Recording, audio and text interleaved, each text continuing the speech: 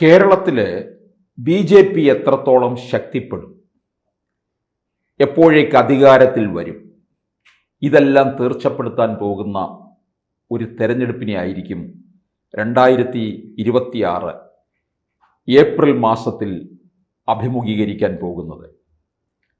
April മാസം അവസാനം നടക്കാൻ പോകുന്ന, അല്ലെങ്കിൽ മെയ് ആദ്യവാരം നടക്കാൻ പോകുന്ന നിയമസഭാ തെരഞ്ഞെടുപ്പായിരിക്കും. ഇതിനായിട്ട് മുന്നണികൾ കളമൊരുങ്ങിക്കഴിഞ്ഞിരിക്കുകയാണ്. BJP മുൻകാലങ്ങളിൽ ഇല്ലാത്ത തരത്തിലുള്ള ആവേശമാണ് ഉണ്ടായിരിക്കുന്നത്. പ്രത്യേകിച്ച് തദ്ദേശ തെരഞ്ഞെടുപ്പിൽ 30,000-ത്തിലധികം വോട്ട് നേടിയ 38 മണ്ഡലങ്ങൾ അവർക്കുണ്ട് എന്നുള്ളത് കൊണ്ട് അത് കൂടുതൽ ആവേശഭരിതരാക്കി മാറ്റിയിരിക്കുകയാണ് BJP പ്രവർത്തകരെ.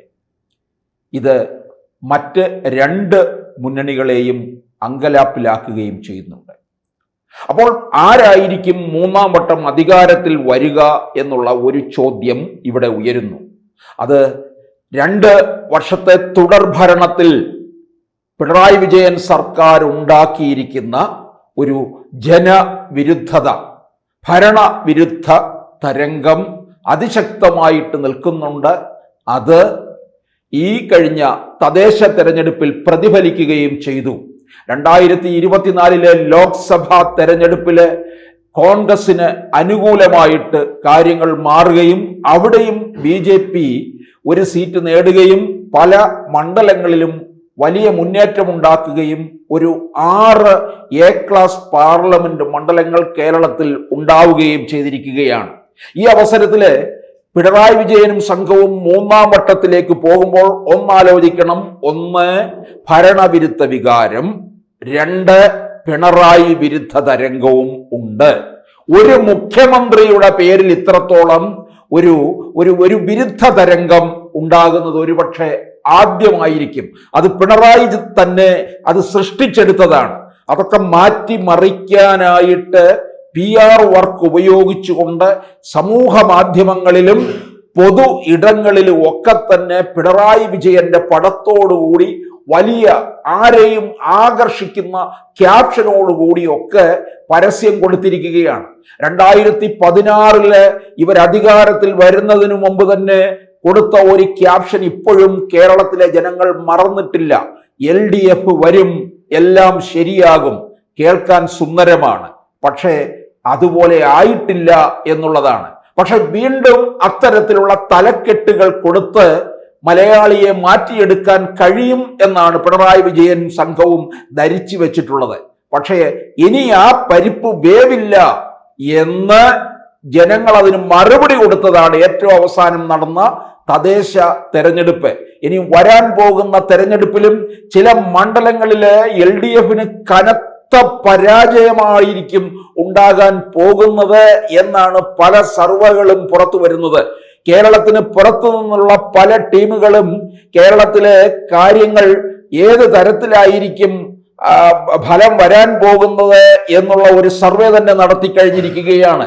2 മാസം ബാക്കി നിൽക്കുന്നുണ്ടെങ്കിലും ഇപ്പോഴേ കേരളത്തിന്റെ മനസ്സറിയാനായിട്ട് കഴിയും എന്നുള്ളതാണ്. കാരണം 2021 തുടർഭരണം കിട്ടിക്കഴിഞ്ഞ് ഒരു പകുതി ഘട്ടം കഴിയുമ്പോൾ തന്നെ അതിശക്തമായിട്ടുള്ള ഭരണവിരുദ്ധ വികാരത്തിൽ കത്തിജ്വലിച്ച് നിൽക്കുകയാണ്. പലതരത്തിലായിട്ട് പല സംഭവങ്ങൾ. പക്ഷെ ഇത് വേണ്ട തരത്തിൽ എടുത്ത് പ്രയോഗിക്കാൻ ഇവിടുത്തെ പ്രതിപക്ഷത്തിന് കഴിയുന്നുണ്ടോ എന്നുള്ളതും പ്രധാനപ്പെട്ട ഒരു ചോദ്യമാണ്. പലപ്പോഴും കഴിയാതെ പോവുകയാണ്. അതുകൊണ്ട് ജനങ്ങൾക്ക് ഒരു പ്രതിപക്ഷ വിരുദ്ധ വികാരവും ഇവിടെ ഉണ്ടെന്നുള്ളത് മനസ്സിലാക്കണം. ഭരണവിരുദ്ധ വികാരം മാത്രമല്ല, പ്രതിപക്ഷ വിരുദ്ധ വികാരവും ഉണ്ട്.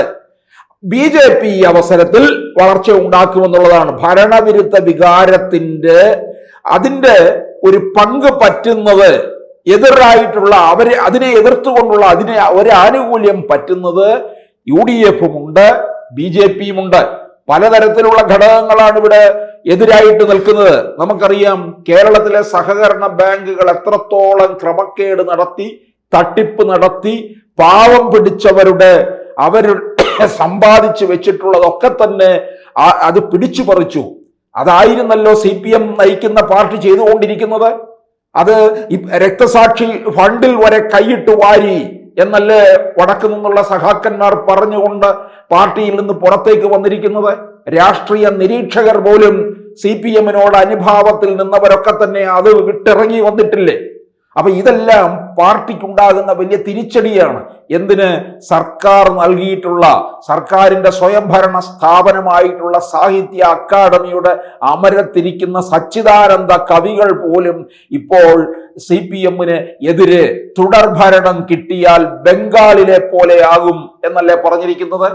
അതിനെ പറഞ്ഞ് ആശ്വസിപ്പിക്കാനായിട്ട് അക്കാദമിയുടെ വൈസ് പ്രസിഡന്റ് അശോകൻ ചരുവിലും തൃശൂർ ജില്ലാ സെക്രട്ടറിയും ഒക്കെ വീട്ടിലെത്തി നോക്കിയല്ലോ. പക്ഷെ അപ്പോഴും സച്ചിദാനന്ദൻ പറഞ്ഞ വാക്കിൽ തന്നെ ഉറച്ചു നിൽക്കുകയാണ്. അദ്ദേഹത്തിന് അറിയാം കേരളത്തിലെ മനുഷ്യരുടെ മനസ്സ് ഏതു തരത്തിൽ ചിന്തിക്കുന്നു എന്നുള്ളത്.